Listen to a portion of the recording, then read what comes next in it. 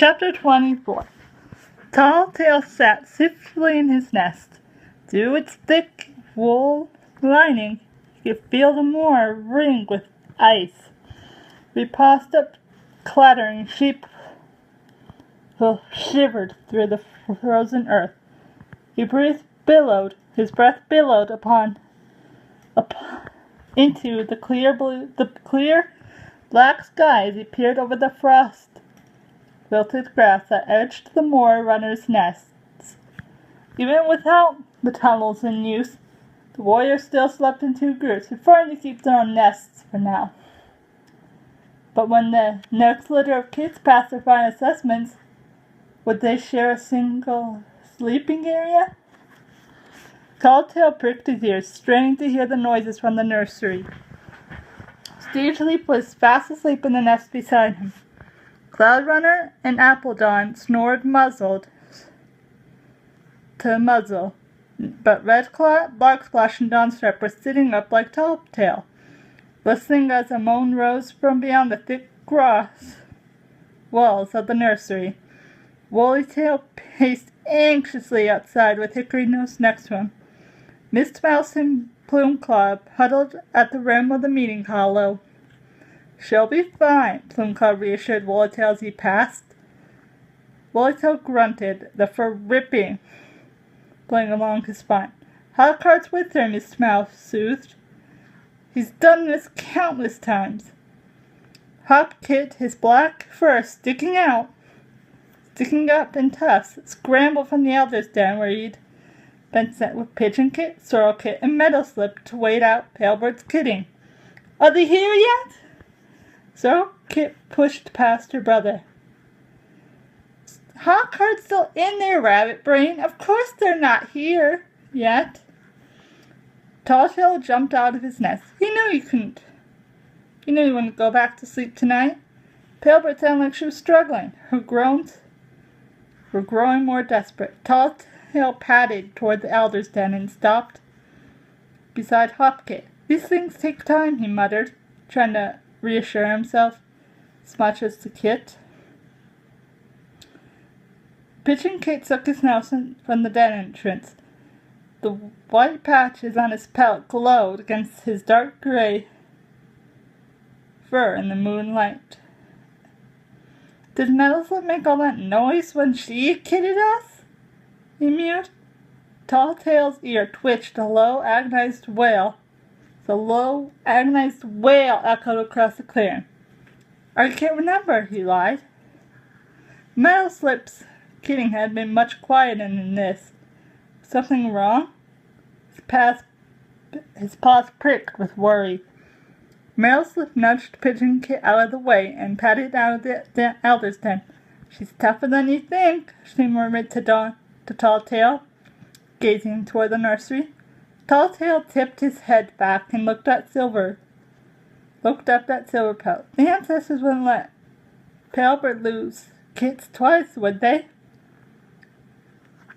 Lily Whisker slid up behind Meadowslip. Her amber eyes shone in the moonlight. "The first one's always the hardest. The second kids come easier." Talltail stood and watched as the nursery, as Pigeon Kit, Sorrel Kit, and Hopkit weaved around him. "We won't be the youngest anymore," Hopkit mewed. "Can't wait to show the new kids around the nursery," Sorrel Kit declared. "It'll be a few days before they're out of the nursery," Meadowslip mourned. Pigeon Kit flicked his tail in the air. We can teach them how to play a rabbit run. And show them the hunting stones." Hopkit limped toward the smooth rocks, scrambling onto the highest one. Talltail remembered his earliest days outside the nursery when Sandgrass had tried to teach him to dig. The memory sent a shiver along his spine. If only he hadn't fallen in that hole, he might have chosen to be a tunneler from the start. Everything might have been different. Sparrow would still have come, Talltail stiffened. He would have still persuaded Sandgrass to risk his life in the tunnels. The dark anger that lurked in the pit of his belly warmed up to his throat. Pigeon Kit stared at him. Why are you growling? Talltail blinked. I was just thinking about something, he meowed quickly, shaking out his pelt. Barkpaw squeezed out of the nursery, followed to the rim of the meeting hall toward the medicine den. Talltail bounded toward him. How is she? He demanded, slithering to a stop on the front frosty grass in front of the young Tom. She's tired. Barkpaw's eyes were dark. Talltail's belly fluttered. She will be okay, won't she? I can't make any promises. Barkpaw met his gaze. But Hawkheart knows what he's doing. She's in good paws. As he hurried away toward the medicine den, Talltail glanced anxiously at the nursery. Restock climbed out of her nest in the long grass and crunched across the clearing. You were born on a night just like this, Talltail. She fluffed out her pelt. How do you know? Didn't look at her. You were hardly a kit. You were hardly more than a kit yourself. I was young, but my eyes were open and my ears worked perfectly. Restock flicked her tail.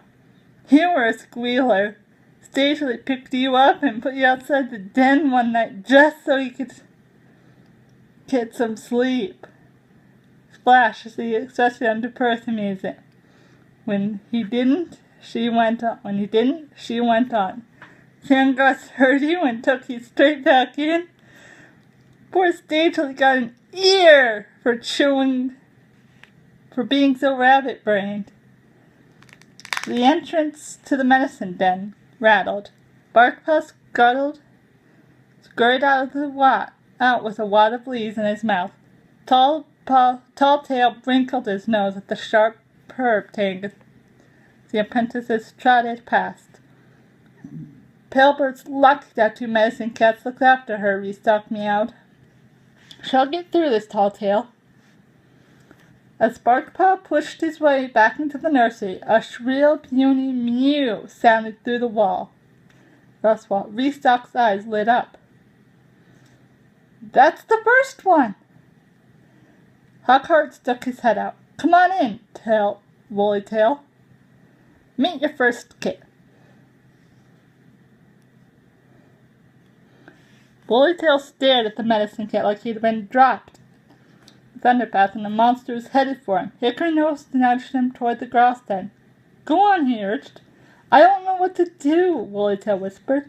Just welcome your new kids to Inclan. You'll be fine. Hickory Nose walked his friend closer to the entrance and watched the tunneler squeeze through the thorny entrance. Palebird shrieked. Talltail's heart lurched. A tiny mewling drifted from the nursery. Then there was silence. Talltail held his breath. He heard swishing inside. Hawkheart was murmuring to Barkpaw. Woollytail's strained mew was quickly hushed. The tallest lay out of the nursery, his eyes glittering. Talltail rushed toward him, shouldering past Appledon, Restock, and Hickory Nose as they clustered for news. Is Palebird all right? Talltail begged. She's great. Woollytail met Talltail's gaze. Come meet your brothers and sisters. Weak with relief, Talltail followed Woollytail into the nursery. Barkpaw scooted to the edge to make room as they squeezed in.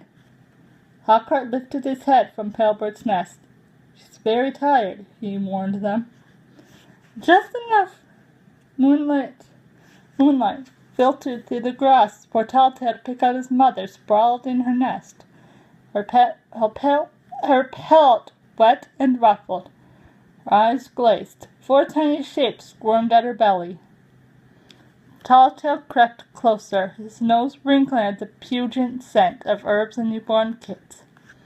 Woollytail crouched at Palebird's head and started licking her ears. Hawkheart stood up at the grunt and headed for the entrance. She'll be back on her feet in a day or 2, he pronounced. Don't keep her awake too long. Palebird stared at him in dismay. You can't leave. How am I going to feed all these kids? There are too many. There are only 4, and they'll do the work. Hawkheart told her briskly. You just have to lie still. What if I don't have enough milk? Of course you will. Hawkheart slid from the den. Come on, Barkpaw, he mewed over his shoulder. Palebird can manage without us now. Palebird gazed up at Wooltail with anxious eyes. Will I really be able to look after them? Of course! Wooltail lapped her cheek fondly. You'll be a fine mother with these little ones, just like you were with Talltail. Talltail's heart felt as if something was squeezing. He gazed down at the kids, trying to make out one from another as they huddled together. Have you named them?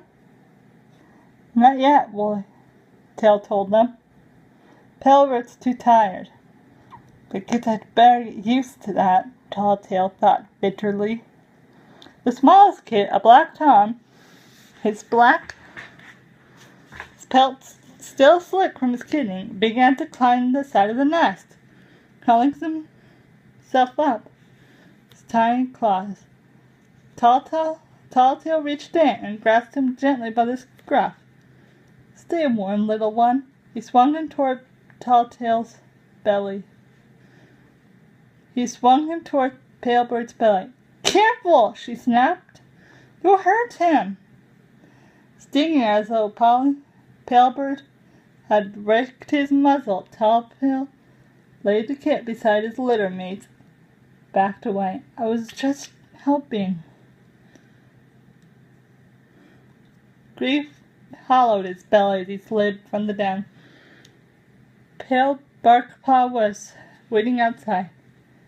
They're perfectly healthy, he mewed, as if he thought Talltail was still concerned. Good. Talltail headed for the entrance. Start aching. Where are we going? We? Talltail glanced at his friend. It felt like a long time since Talltail had heard Barkpaw say we. I'm going to feel the wind in my fur. He fixed his eyes on the gap in the heather. Do you want to come with? He braced himself for Barkpaw to make excuses and turned to his den. You must be tired, Talltail prompted. The moon was sinking, which meant dawn was close. But there was time for Barkpaw to rest before his morning duties. Hawkheart probably has a busy day planned for you. I don't feel like sleeping yet, Barkpaw told him. This is my first kidding. He ducked through the entrance. Talltail followed and they began to climb the slope, following the trail around the heather. Is Palebird really okay? Talltail mewed in a rush. Really? Barkpaw's pelt brushed his as they climbed. She looks tired. It was a hard kidding. None of them died, though. Talltail thought of Finchkit. They're survivors like you, Barkpaw purred. They walked in silence for a while. Talltail gently steered his friend toward Outlook Rock. I love this view, he mewed as he led Barkpaw out across the stone. Barkpaw peered into the night-shadowed valley. Why? Everything is so dark and far away. Talltail sat down, beckoning Barkpaw to sit beside him with a flick of his tail. Just wait. For what? The sky was growing paler as the sun pushed up toward the horizon behind them. Glancing over his shoulder, Talltail saw weak rays seeping through the bare branch. ThunderClan's forest. You'll see in a moment, he told Barkpaw. As he spoke, the sun lifted above the trees. Sunlight swept the moor and lit up the tips of high stone. Barkpaw gasped. I've never seen that. Can you see the mountains behind? Barkpaw narrowed his eyes. Those are mountains? And more land beyond them, probably, Talltail mewed. Paws pricking. Blazes no clan cat has ever seen, or will ever see, Barkpaw commented. Talltail turned. Why not? Okay, why would any cat trek that far from home? To see what's there. Barkpaw shrugged. I've been to the Moonstone, and that's far enough. There's plenty to see on the moor. I still haven't learned every herb that grows here. Don't you want to find new herbs? Growing places other cats haven't been? Barkpaw stared across the valley. I couldn't possibly go off wandering off. My clan needs me. Talltail shifted his paws. I wish Wind Clan needed me. Of course they do! Talltail shut. I thought I could replace Sandgrass by becoming a tunneler, he murmured. I thought they'd need me then. Tallstar doesn't say we need tunnels anymore. Now Palebird has had Woolly Tail's kids. She doesn't need me either. She does, Barkpaw exclaimed. And the kids will need you too. Talltail shook his head. It's more than not being needed, he sighed. That's just the part of it. Barkpaw frowned. What do you mean? I can't help feeling that I have to find Sparrow. Why? Barkpaw's eyes went round with confusion. He killed Sandgrass. Talltail searched his friend's gaze for any trace of understanding or sympathy. Didn't any of his clanmates realize what Sparrow had done? But Sandgrass's death was an accident, Barkpaw meowed. Wasn't Sparrow's fault? Not Sparrow's fault? Talltail's anger swelled until he felt it block his throat, choking words. Why didn't anyone notice? See that a rout had caused the death of a clan cat and walked away unpunished. He glowered at the valley. You're out there somewhere. I know. He pictured Sparrow stretching happily in a pool of dawn sunshine. You think he can go unpunished forever, but I won't let that happen. Talltail's claws scraped the rock. One day you'll be sorry. Barkpaw followed his gaze. Each cat has its own destiny to follow, he murmured, and only StarClan knows where that leads. What if it leads beyond the clan? Talltail growled. Barkpaw's tail twitched. Beyond the clan? What if my destiny's out there? Talltail nodded toward the valley. What if my destiny's to avenge Sandgrass's death? On your own? Yes, Talltail glared at the distant fields, scanning for brown pelts moving across the grass. Do you want to be aroused? Barkpaw demanded. Shock edged his mew. Of course not. How could Barkpaw be so narrow-minded? Can I only be a warrior inside warrior territory? Talltail turned his gaze on Barkpaw. The warrior crow must reach beyond the borders. Surely, courage, honor, and loyalty don't end at a set line. You're just feeling unsettled because of the kids. Barkpaw climbed to his feet, to his paws, and stretched. Once you've gotten to know them, you'll feel differently. There's room for all the clan. For all of you in the clan, you know. Maybe. Talltail watched Barkpaw pad toward the grass, but I doubt it. I'd better get back, Barkpaw called over his shoulder. Hawkheart will be looking for me. Talltail turned his gaze back toward the valley. Where does my path lead? He glanced up the sky. Are you going to tell me, StarClan? His heart sank when there was nothing but silence. No change in the shape of clouds overhead or sound of the wind.